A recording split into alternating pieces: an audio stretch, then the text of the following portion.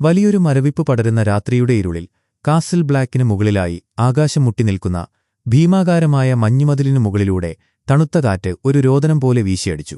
ആ ഇരുണ്ടതും ഭയപ്പെടുത്തുന്നതുമായ അന്തരീക്ഷത്തിൽ എങ്ങുനിന്നോ ഒരു വന്യമൃഗത്തിന്റെ ഹൃദയം തകർക്കുന്ന നിലവിളി ഉയർന്നു കേൾക്കാമായിരുന്നു. അത് ഗോസ്റ്റിന്റെ വേദന നിറഞ്ഞ നിലവിളിയായിരുന്നു. തന്റെ കൂട്ടിലാക്കപ്പെട്ട ആ വലിയ വെളുത്ത ചെന്നായ ഇരുമ്പഴികളിൽ ആഞ്ഞടിച്ചുകൊണ്ട് തന്റെ യജമാനനുവേണ്ടി കരഞ്ഞു. താഴെ മഞ്ഞുവീണ മുറ്റത്ത് ഒരു ജീവനില്ലാത്ത ശരീരം കിടക്കുന്നുണ്ടായിരുന്നു. ചുവന്ന രക്തം ആ വെളുത്ത മഞ്ഞിൽ ഒരു ഇരുണ്ട നദി പോലെ ഒഴുകിപ്പരന്നിരുന്നു. കുത്തിത്തുളയ്ക്കപ്പെട്ട നെഞ്ചിൽ നിന്നും ഒഴുകിയ ചോര ഇതിനകം തന്നെ തണുത്തുറയാൻ തുടങ്ങിയിരുന്നു. ജീവനറ്റ ആ കണ്ണുകൾ ഇനി ഒരിക്കലും ഉണരാത്ത വിധം ഇരുണ്ട ആകാശത്തേക്ക് തുറച്ചു നിൽക്കുകയായിരുന്നു. ആ നിശബ്ദതയെ ഭേദിച്ചുകൊണ്ട് ഗോസ്റ്റിന്റെ നിലവിളി വീണ്ടും വീണ്ടും ഉച്ചത്തിലായി. ആ ശബ്ദം കേട്ടാണ് ഡാവോസ് തന്റെ മുറിയിൽ നിന്നും പുറത്തേക്ക് വന്നത്. മുറ്റത്തെ ഇരുളിലേക്ക് കണ്ണും നട്ടിരുന്ന അദ്ദേഹത്തിന്റെ ഹൃദയം ഒരു നിമിഷം നിലച്ചുപോയി. മഞ്ഞിൽ വീണുകിടക്കുന്ന ജോണിന്റെ ശരീരം കണ്ട മാത്രയിൽ മറ്റൊന്നും ചിന്തിക്കാതെ അദ്ദേഹം താഴേക്ക് പടവുകളിറങ്ങി ആ മരവിപ്പിക്കുന്ന തണുപ്പിലൂടെ അദ്ദേഹം ആ ശരീരത്തിനടുത്തേക്ക് എടുത്തു. ജോണിന്റെ അരികിലെത്തുന്തോറും അദ്ദേഹത്തിന്റെ കാലുകളുടെ വേഗത കുറഞ്ഞുവന്നു. വിശ്വസിക്കാൻ കഴിയാത്ത ഒരു സത്യത്തിനു മുന്നിൽ അദ്ദേഹം പകച്ചുനിന്നു. അപ്പോഴേക്കും നൈറ്റ്സ് വാച്ചിലെ മറ്റു ചിലരും അവിടേക്ക് എത്തിച്ചേർന്നിരുന്നു.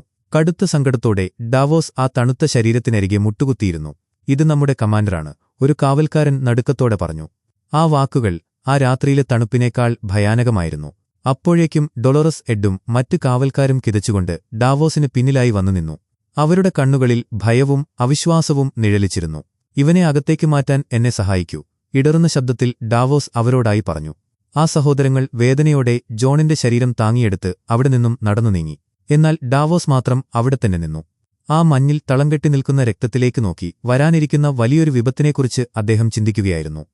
മരവിപ്പിക്കുന്ന തണുപ്പുള്ള ആ മുറിയിൽ ഒരു മരമേശ ഡൊളോറസ് എഡ് വളരെ ശ്രദ്ധയോടെ തുടച്ചു വൃത്തിയാക്കി. അവന്റെ കൈകൾ വിറയ്ക്കുന്നുണ്ടായിരുന്നു. എന്തു ചെയ്യണമെന്നറിയാതെ അവർ പരസ്പരം നോക്കി. ഡൊളോറസ് എഡ് പതുക്കെ മുന്നോട്ട് വന്ന് ജോണിന്റെ ശരീരത്തിലെ ആഴത്തിലുള്ള മുറിവുകളിൽ തന്റെ കൈകൾ വെച്ചു. അവന്റെ കണ്ണുകൾ നിറഞ്ഞു തുളുമ്പുന്നുണ്ടായിരുന്നു. ശേഷം അവൻ വളരെ മൃദുവായി ജോണിന്റെ തുറച്ചുനിൽക്കുന്ന ആ കണ്ണുകൾ അടച്ചുവെച്ചു. ആ മുഖത്ത് ഇപ്പോൾ ഒരു വല്ലാത്ത ശാന്തത നിറഞ്ഞു നിൽക്കുന്നുണ്ടായിരുന്നു. "അലിസർ തോൺ ആണ് ഇത് ചെയ്തത്," കോപവും സങ്കടവും കലർന്ന സ്വരത്തിൽ ഡൊളോറസ് എഡ് പറഞ്ഞു. ആ മുറിയിലെ നിശബ്ദതയെ ആ വാക്കുകൾ കീറിമുറിച്ചു. ഡാവോസ് ഗൗരവത്തോടെ അവനെ നോക്കി. "നിങ്ങളുടെ കൂടെയുള്ള എത്ര പേരെ നിങ്ങൾക്ക് വിശ്വസിക്കാൻ കഴിയും?" അദ്ദേഹം ചോദിച്ചു. "വിശ്വാസമോ? ഈ മുറിയിലുള്ളവരെ മാത്രം," ഒരു നിരാശയോടെ ഡൊളോറസ് എഡ് പറഞ്ഞു.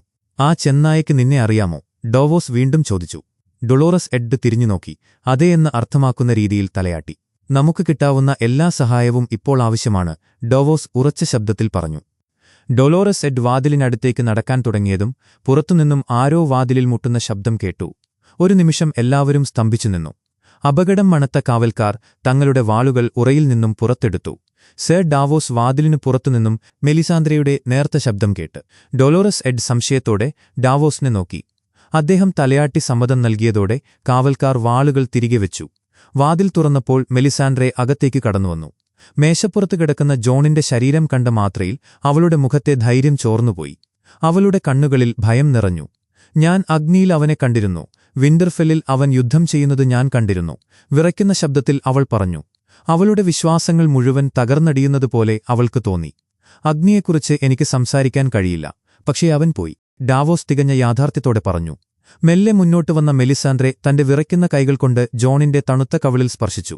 ആ സ്പർശനത്തിൽ അവളുടെ ഉള്ളിലെ വലിയൊരു പ്രതീക്ഷയുടെ അവസാനമുണ്ടായിരുന്നു. കാസിൽ ബ്ലാക്കിന്റെ വിശാലമായ ഭക്ഷണശാലയിൽ വലിയൊരു ബഹളം നടക്കുകയായിരുന്നു. ഉയർന്ന മേശയ്ക്ക് പിന്നിലായി മറ്റു നേതാക്കൾക്കൊപ്പം അലിസർ തോൺ ഗൗരവത്തോടെ ഇരിപ്പുണ്ടായിരുന്നു. മുറിയിലുള്ള മറ്റു കാവൽക്കാർ പരസ്പരം അലറിവിളിച്ചുകൊണ്ട് തർക്കിക്കുകയാണ്. "അവൻ നമ്മുടെ കമാൻഡറായിരുന്നു," കൂട്ടത്തിൽ ഒരാൾ ഉച്ചത്തിൽ വിളിച്ചു പറഞ്ഞു. "അവൻ ഒരിക്കലും അങ്ങനെയാകാൻ പാടില്ലായിരുന്നു," മറ്റൊരാൾ അതിലും ഉച്ചത്തിൽ മറുപടി നൽകി.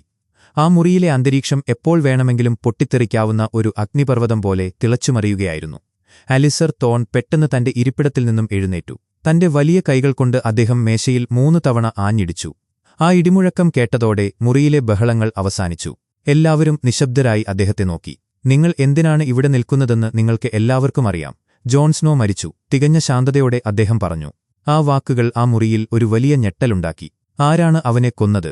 ഒരു കാവൽക്കാരൻ ദേഷ്യത്തോടെ ചോദിച്ചു. "ഞാനാണ്," ഒട്ടും പതറാതെ തോൺ മറുപടി പറഞ്ഞു. ആ വാക്കുകൾ കേട്ടതും മുറിയിൽ വീണ്ടും വലിയ ബഹളം പൊട്ടിപ്പുറപ്പെട്ടു. ഒപ്പം ബോവൻമാഷും ഒത്തൽ യാർവിക്കും ഈ കോട്ടയിലെ മറ്റു ഉദ്യോഗസ്ഥരുമുണ്ടായിരുന്നു. കൊലപാതകികൾ, രാജ്യദ്രോഹികൾ എന്ന് വിളിച്ചുകൊണ്ട് കാവൽക്കാർ അവർക്ക് നേരെ ആക്രോശിച്ചു. ബഹളം അനിയന്ത്രിതമായപ്പോൾ ടോൺ വീണ്ടും മേശയിൽ ആഞ്ഞിടിച്ചു. നിങ്ങൾ പറയുന്നത് ശരിയാണ്, അദ്ദേഹം ഉച്ചത്തിൽ പറഞ്ഞു. പെട്ടെന്ന് എല്ലാവരും നിശബ്ദരായി. നമ്മളെല്ലാവരും രാജ്യദ്രോഹം ചെയ്തു കഴിഞ്ഞു. ജോൺ സ്നോ എന്റെ കമാൻഡറായിരുന്നു. എനിക്ക് അവനോട് ഒരു സ്നേഹവുമുണ്ടായിരുന്നില്ല. അതൊരു രഹസ്യമല്ല, അദ്ദേഹം പറഞ്ഞു തുടങ്ങി. പക്ഷേ ഞാൻ ഒരിക്കൽ പോലും ഒരു ഉത്തരവ് ധിക്കരിച്ചിട്ടില്ല. നൈറ്റ്സ് വാച്ച് നിർമ്മിച്ചിരിക്കുന്നത് കൂറിലാണ്. ഈ കാവൽസേന എനിക്ക് ജീവനാണ്. എന്റെ മാത്രമല്ല, നമ്മുടെ എല്ലാവരുടെയും ജീവൻ ഇതിനായി നമ്മൾ നൽകിയിട്ടുണ്ട്. അദ്ദേഹം എല്ലാവരുടെയും മുഖത്തേക്ക് നോക്കി. ജോൺ സ്നോ ഈ കാവൽസേനയെ നശിപ്പിക്കാൻ പോവുകയായിരുന്നു. ഇതിനു മുൻപ് ഒരു കമാൻഡറും ചെയ്യാത്തതുപോലെ അവൻ കാട്ടുജാതിക്കാരെ നമ്മുടെ കോട്ടയ്ക്കുള്ളിലേക്ക് കടത്തിവിട്ടു. അവർ കൊള്ളയടിക്കുകയും കൊല്ലുകയും ചെയ്ത അതേ ഭൂമി അവൻ അവർക്ക് നൽകി. കമാൻഡർ സ്നോ തനിക്ക് ശരിയെന്ന് തോന്നിയതാണ് ചെയ്തത്. അതിൽ എനിക്ക് സംശയമില്ല, അദ്ദേഹം തുടർന്നു. എന്നാൽ അവൻ ശരിയെന്നു കരുതിയത് നമ്മുടെ അവസാനമാകുമായിരുന്നു. അവൻ നമുക്ക് മുന്നിൽ ഭയാനകമായ ഒരു തെരഞ്ഞെടുപ്പ് വെച്ചു. നമ്മളത് തിരഞ്ഞെടുത്തു. ഈ വാക്കുകൾ കേട്ട കാവൽക്കാർക്കിടയിൽ മെല്ലെ ഒരു സംസാരം തുടങ്ങി. അതേസമയം ജോണിന്റെ ശരീരം കിടക്കുന്ന ആ ഇടുങ്ങിയ മുറിയിൽ വരാനിരിക്കുന്ന വലിയൊരു പോരാട്ടത്തിന്റെ വിത്തുകൾ പാകപ്പെടുകയായിരുന്നു. മേശപ്പുറത്ത് കിടക്കുന്ന ജോണിന്റെ തണുത്ത കൈകളിൽ ഗോസ്റ്റ് തന്റെ മൂക്കുകൊണ്ട് ഉരസിക്കൊണ്ട് സങ്കടത്തോടെ മൂളി. ആ ശബ്ദം കേൾക്കാൻ വളരെ ഹൃദയഭേദകമായിരുന്നു. നമ്മൾ വന്നില്ല എന്നവൻ കണ്ടിട്ടുണ്ടാകും. ടോൺ ഇതിനകം തന്നെ അത് ഔദ്യോഗികമാക്കിയിട്ടുണ്ടാകും. കാസിൽ ബ്ലാക്ക് ഇപ്പോൾ അവന്റെ നിയന്ത്രണത്തിലാണ്, ഡാവോസ് വലിയൊരു നെടുവീർപ്പോടെ പറഞ്ഞു. ഉയർന്ന മേശയ്ക്ക് പിന്നിൽ ആരാണ് ഇരിക്കുന്നതെന്ന് എനിക്ക് പ്രശ്നമില്ല. ജോൺ എന്റെ സുഹൃത്തായിരുന്നു. ആ നായക്കൾ അവനെ വെട്ടിനുറുക്കി. ഇനി നമ്മൾ അവർക്ക് അതിനുള്ള മറുപടി നൽകും. അതികഠിനമായ ദേഷ്യത്തോടെ ഡൊളോറസ് എഡ് പറഞ്ഞു. നമ്മളുടെ എണ്ണം വളരെ കുറവാണ്, ഡാവോസ് അവനെ ഓർമ്മിപ്പിച്ചു. നമുക്കൊരു ഭീമൻ ചെന്നായുണ്ട്. എഡ് വിട്ടുകൊടുക്കാൻ തയ്യാറായിരുന്നില്ല. അതുമാത്രം പോരാ, കമാൻഡർ സ്നോയെ എനിക്ക് അധികകാലമായി അറിയില്ല. പക്ഷേ തന്റെ സുഹൃത്തുക്കൾ വെറുതെ മരിച്ചു വീഴാൻ അവൻ ആഗ്രഹിക്കില്ല എന്ന് ഞാൻ വിശ്വസിക്കുന്നു. ഡാവോസ് വളരെ പക്വതയോടെ പറഞ്ഞു. നിങ്ങൾ നാളത്തെ സൂര്യനെ കാണാൻ ആഗ്രഹിച്ചിരുന്നെങ്കിൽ നിങ്ങൾ തെരഞ്ഞെടുത്ത മുറി തെറ്റിപ്പോയി. നമ്മളെല്ലാവരും ഇന്ന് മരിക്കും. നമ്മൾ പോകുമ്പോൾ തോർനെയും കൂടെ കൊണ്ടുപോകാൻ പരമാവധി ശ്രമിക്കണമെന്നാണ് എന്റെ അഭിപ്രായം. ജീവൻ പോയാലും പിന്മാറില്ല എന്ന വാശിയോടെ എഡ് പറഞ്ഞു. നമുക്ക് പോരാടണം, പക്ഷെ നമ്മൾ മരിക്കേണ്ടതില്ല. നമുക്ക് സഹായം കിട്ടിയാൽ, ഡാവോസ് ഒരു പുതിയ പ്രതീക്ഷ നൽകിക്കൊണ്ട് പറഞ്ഞു. ആരാണ് നമ്മളെ സഹായിക്കാൻ വരിക? കൂട്ടത്തിലുണ്ടായിരുന്ന ഒരു കാവൽക്കാരൻ നിരാശയോടെ ചോദിച്ചു. ജോൺ സ്നോയോട് ജീവൻ കടപ്പെട്ടിരിക്കുന്നത് നിങ്ങൾ മാത്രമല്ല, ഡാവോസ് വളരെ അർത്ഥഗർഭമായി പറഞ്ഞു. പെട്ടെന്ന് ഡൊളോറസ് എഡിന്റെ മുഖത്ത് വലിയൊരു തിരിച്ചറിവുണ്ടായി. അവൻ തന്റെ കൂടെയുള്ള കാവൽക്കാരന്റെ നേരെ തിരിഞ്ഞു. വാതിൽ അടച്ചുകുറ്റിയിടുക. ആരെയും അകത്തേക്ക് കയറ്റരുത്. കഴിയുന്നതും വേഗം ഞാൻ തിരിച്ചുവരാം, എഡ് വേഗത്തിൽ പറഞ്ഞു. ഒട്ടും സമയം കളയാതെ അവൻ ആ മുറിയിൽ നിന്നും പുറത്തേക്ക് പോയി. ദൂരെ വിന്റർഫെല്ലിന്റെ തണുത്തുറഞ്ഞ ആകാശത്തിനു താഴെ മഞ്ഞുമൂടിയ ഒരു കുന്നിൻമുകളിൽ 2 കുതിരക്കാർ നിശ്ചലരായി നിന്നു. ഹൗസ് ബോൾട്ടന്റെ തൊലിയുരിക്കപ്പെട്ട മനുഷ്യന്റെ ചിഹ്നമുള്ള കൊടികൾ അവർ പിടിച്ചിരുന്നു. ആ കാറ്റ് വളരെ ഭയാനകമായിരുന്നു. ഞാൻ അവളെ ആദ്യമായി കാണുമ്പോൾ അവൾക്ക് 11 വയസ്സായിരുന്നു. രാംസെയുടെ ശബ്ദം ഓർമ്മകളിൽ നിന്നും ഉയർന്നുവന്നു. വിന്റർഫെല്ലിലെ ഒരു ഇരുണ്ട മുറിയിൽ മൈരാണ്ടയുടെ ശരീരം ഒരു മേശപ്പുറത്ത് കിടത്തിയിരുന്നു. അവളുടെ വിളറിയ മുഖത്തേക്ക് നോക്കി രാംസെ വീണ്ടും സംസാരിച്ചു തുടങ്ങി. നായകളെ പരിശീലിപ്പിക്കുന്നവന്റെ മകൾ. അവൾക്ക് നായകളുടെ മണമായിരുന്നു. എനിക്കവളേക്കാൾ വലിയ പ്രായമൊന്നും ഉണ്ടായിരുന്നില്ല. പക്ഷെ അപ്പോഴേക്കും എല്ലാവർക്കും എന്നെ ഭയമായിരുന്നു. നിനക്കും തീർച്ചയായും ഭയമായിരുന്നു. രാംസെ തിരിഞ്ഞുനിന്ന് മേശർ വോൾക്കനെ ഒന്നു നോക്കി. ശേഷം വീണ്ടും മൈരാണ്ടയുടെ ശരീരത്തിലേക്ക് ദൃഷ്ടി പതിപ്പിച്ചു. പക്ഷേ മൈരാണ്ടയ്ക്ക് ഭയമില്ലായിരുന്നു. ആ വേട്ടനായ്ക്കൾക്ക് ചെയ്യാൻ കഴിയാത്ത എന്ത് കാര്യമാണ് എനിക്ക് അവളോട് ചെയ്യാൻ കഴിയുക? അവൾക്ക് ഒന്നിനെയും ഭയമില്ലായിരുന്നു. അവൾ ചെയ്യാൻ മടിക്കുന്നതായി ഒന്നുമുണ്ടായിരുന്നില്ല. രാംസെ പതുക്കെ മുന്നോട്ടുവന്ന് തന്റെ കൈ അവളുടെ തണുത്ത നെറ്റിയിൽ വെച്ചു. നിന്റെ വേദനയ്ക്ക് 1000 ഇരട്ടിയായി ഞാൻ പകരം ചോദിക്കും. അത് കാണാൻ നീ ഇവിടെയുണ്ടായിരുന്നെങ്കിൽ എന്ന് ഞാൻ ആഗ്രഹിക്കുന്നു. അവന്റെ ശബ്ദമിടറി.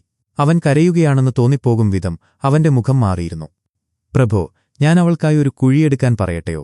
അതോ ആൾക്കാരോട് ഒരു ചിതയൊരുക്കാൻ പറയണമോ? മേസ്റ്റർ വോൾക്കൻ വളരെ ഭയത്തോടെ ചോദിച്ചു. കുഴിച്ചിടാനോ കത്തിക്കാനോ? രാംസെ പുച്ഛത്തോടെ ചോദിച്ചു. അവൻ മേസ്റ്റർ വോൾക്കാനെ കടന്ന് മുറിക്ക് പുറത്തേക്ക് നടന്നു. ഇത് നല്ല മാംസമാണ്. ഇത് നായ്ക്കൾക്ക് തിന്നാൻ കൊടുക്കുക. യാതൊരു ദയയുമില്ലാതെ അവൻ പറഞ്ഞു. വിന്റർഫെല്ലിന്റെ നീണ്ട ഇടനാഴിയിലൂടെ രാംസെയും റൂസും നടക്കുകയായിരുന്നു. നിന്റെ കുതിരപ്പടയുടെ നേതൃത്വം വളരെ മികച്ചതായിരുന്നു. നീ കാരണമാണ് വ്യാജരാജാവായ സ്റ്റാനിസ് ബരാത്തിയൻ മരിച്ചത്. ആരാണ് അവനെ കൊന്നതെന്ന് നിനക്കറിയാമോ? റൂസ് ചോദിച്ചു. ഇല്ല, രാംസെ മറുപടി പറഞ്ഞു. കഷ്ടം, ഞാൻ അയാൾക്കൊരു സമ്മാനം നൽകുമായിരുന്നു. എന്തായാലും ഇതൊരു വലിയ വിജയമാണ്. നീ ഒരു വിജയിയാണെന്ന് നിനക്ക് തോന്നുന്നുണ്ടോ? റൂസ് അവനെ നോക്കി ചോദിച്ചു. അവർ രണ്ടുപേരും നടക്കുന്നത് നിർത്തി. രാംസെ തിരിഞ്ഞു നോക്കി. സാൻസ സ്റ്റാർക്കുമായുള്ള നിന്റെ വിവാഹം നടത്താനാണ് ഞാൻ കിരീടത്തിനെതിരെ തിരിഞ്ഞത്. രാത്രിയിൽ വണ്ടികൾ കത്തിക്കുന്നതും ക്ഷീണിച്ച ബരാത്തിയൻ സൈന്യത്തെ വെട്ടിവീഴ്ത്തുന്നതും സജ്ജരായ ഒരു ലാനിസ്റ്റർ സൈന്യത്തെ നേരിടുന്നതും ഒന്നാണെന്ന് നീ കരുതുന്നുണ്ടോ? റൂസ് വളരെ ഗൗരവത്തോടെ ചോദിച്ചു. ഇല്ല, രാംസെ തലതാഴ്ത്തി പറഞ്ഞു. റൂസ് അവനെ കടന്ന് വിശാലമായ ഹാളിലേക്ക് നടന്നു. ഒരു വലിയ യുദ്ധം വരുന്നുണ്ട്. അതിനെ നേരിടാൻ നമുക്ക് വടക്കൻ പ്രദേശത്തെ മുഴുവൻ ആവശ്യമാണ്. സാൻസ സ്റ്റാർക്ക് ഇല്ലാതെ അവർ നമ്മളെ പിന്തുണയ്ക്കില്ല. ഇപ്പോൾ നമുക്ക് സാൻസ സ്റ്റാർക്കില്ല. അദ്ദേഹം കസേരയിലിരുന്നു. നീ അവളുമായി നിന്റെ കളികൾ കളിച്ചു. ഇരുമ്പ് ദ്വീപുകളുടെ അവകാശിയുമായി നീ നിന്റെ കളികൾ കളിച്ചു. ഇപ്പോൾ അവർ രണ്ടുപേരും പോയിരിക്കുന്നു. എന്റെ ഏറ്റവും മികച്ച വേട്ടനായ്ക്കളുമായി ഒരു കൂട്ടം ആളുകൾ അവരുടെ പിന്നാലെയുണ്ട്.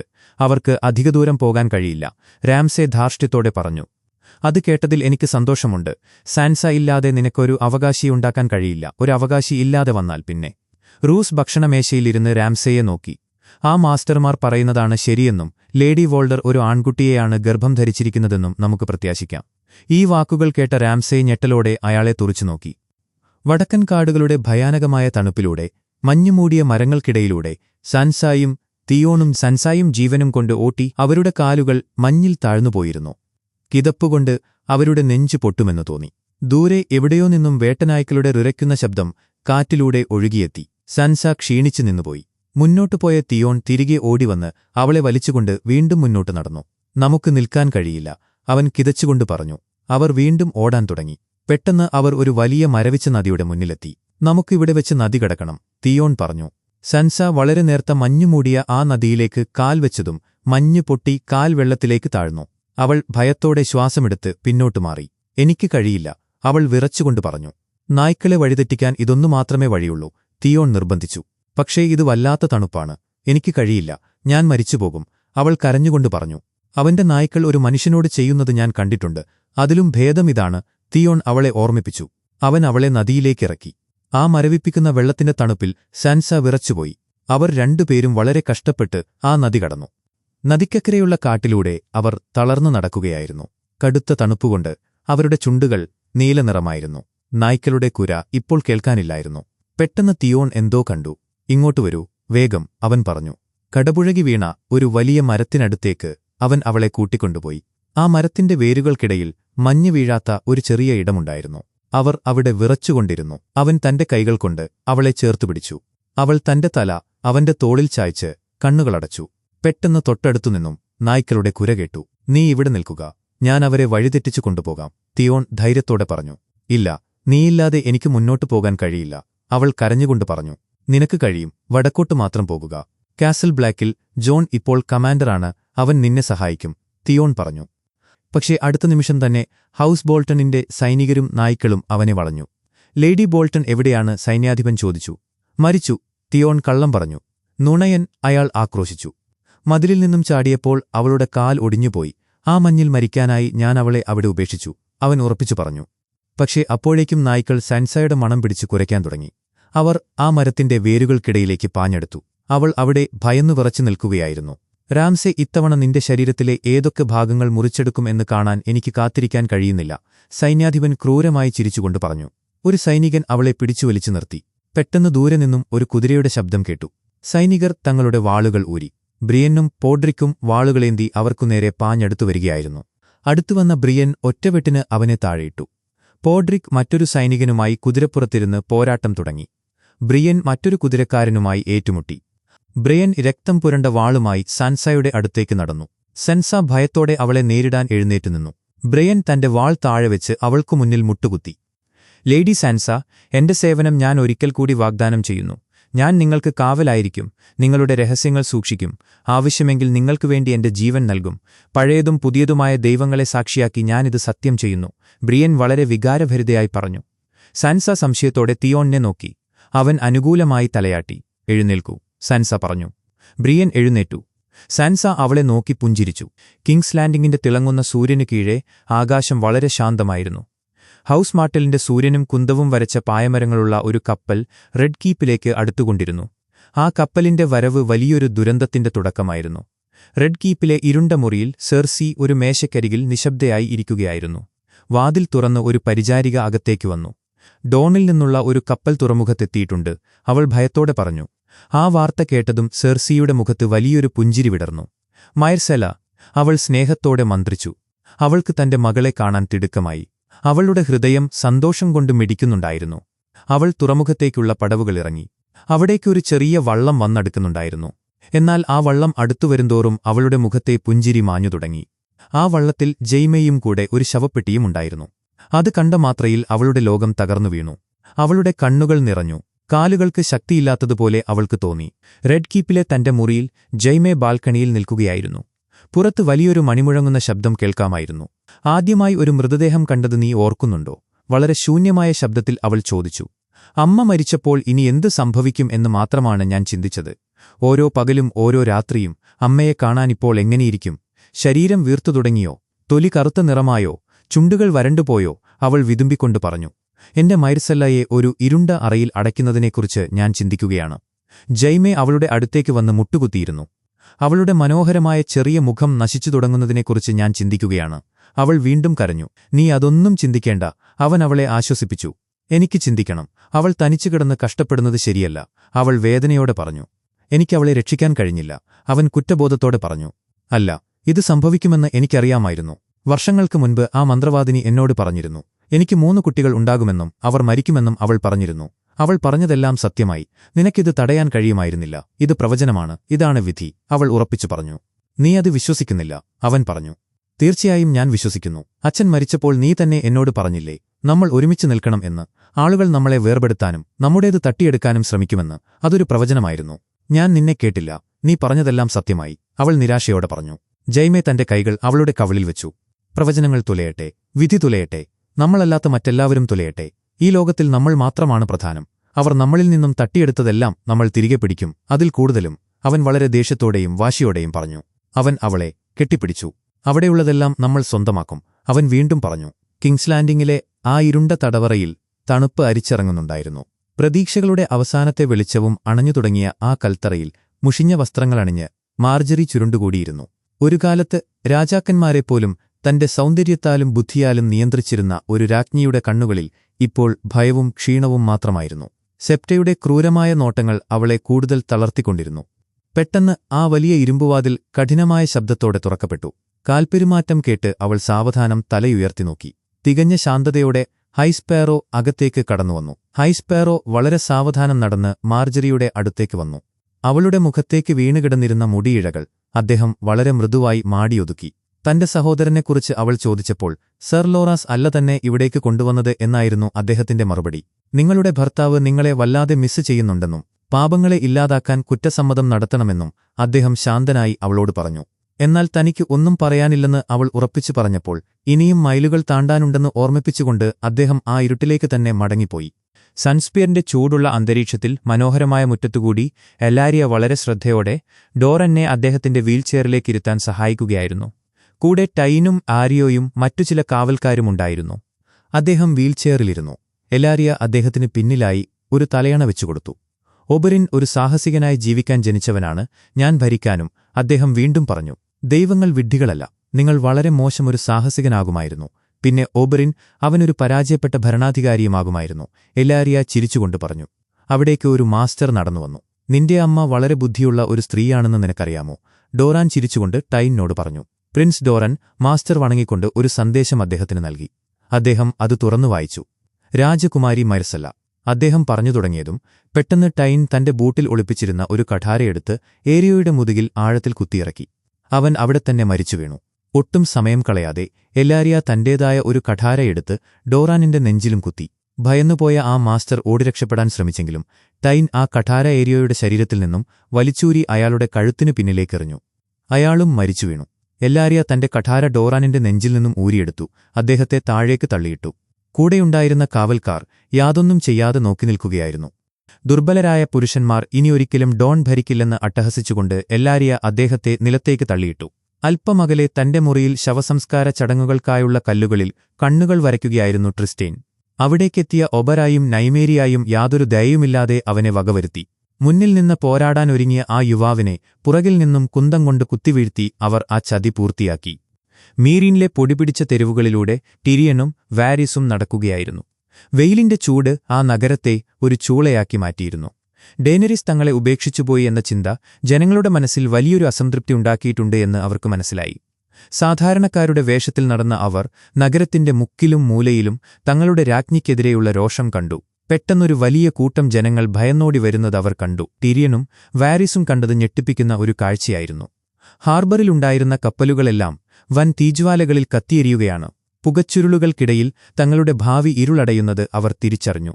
ഇതിനിടെ എസോസിലെ പുൽമേടുകളിൽ ജോറഹയും ഡാരിയോയും തങ്ങളുടെ രാജ്ഞിയെ അന്വേഷിച്ച് അലയുകയായിരുന്നു. ആയിരക്കണക്കിന് കുതിരകളുടെ കാൽപ്പാടുകൾക്കിടയിൽ നിന്ന് ജോറഹയ്ക്ക് ഡേനറീസിന്റെ മോതിരം ലഭിച്ചു. അവൾ വലിയൊരു അപകടത്തിലാണെന്ന് അവർക്കുറപ്പായി. മറ്റൊരു വശത്ത് ദോത്രാക്കി കൂട്ടം വലിയൊരു സംഘമായി യാത്ര ചെയ്യുകയായിരുന്നു. അസഹനീയമായ ചൂടിൽ തളർന്ന് കാൽപാദങ്ങളിൽ മുറിവുകളോടെ ഡെനറീസ് അവരുടെ കുതിരകൾക്കൊപ്പം നടക്കുകയായിരുന്നു. ഭയങ്കരമായ ചാട്ടവാറടികളും പരിഹാസങ്ങളും അവൾക്ക് നേരിടേണ്ടിവന്നു. അവളെ കാൽമോറോയുടെ വലിയ ടെന്റിലേക്ക് അവർ എത്തിച്ചു. നീലക്കണ്ണുകളുള്ള അവളെ ഒരു മന്ത്രവാദിനിയായി കൊലപ്പെടുത്താൻ അദ്ദേഹത്തിന്റെ ഭാര്യമാർ ആവശ്യപ്പെട്ടു. എന്നാൽ തന്റെ പദവികളും അറിവും കൊണ്ട് അവൾ അവരെ നേരിട്ടു.